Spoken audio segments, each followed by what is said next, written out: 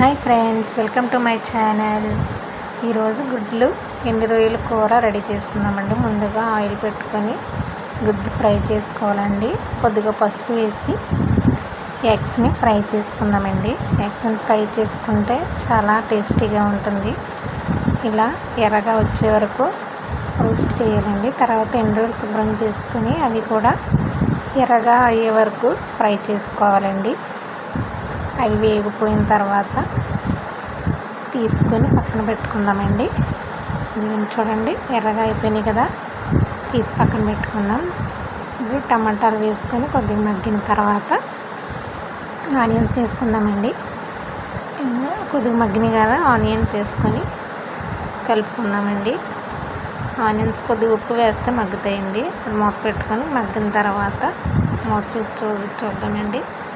కొద్దిగా మగ్గినాయి కదా ఆనియన్స్, మగ్గిన తర్వాత పసుపు, ధనియాల పౌడర్, జీలకర్ర పౌడర్ వేసుకుందామండి. తర్వాత ఎగ్స్ వేసుకొని ఎండు రొయ్యలు వేసుకుందాం.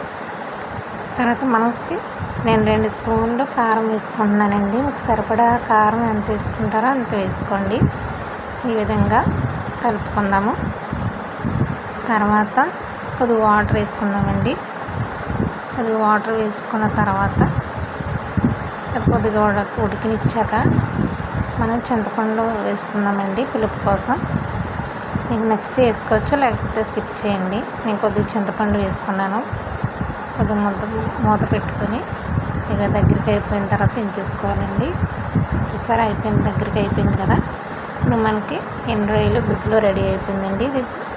ఇది సులువుగా కొత్తగా పెళ్ళైన వాళ్ళు కూడా నేర్చుకోవచ్చు, బ్యాచిలర్స్ కూడా సులువుగా నేర్చుకోవచ్చండి.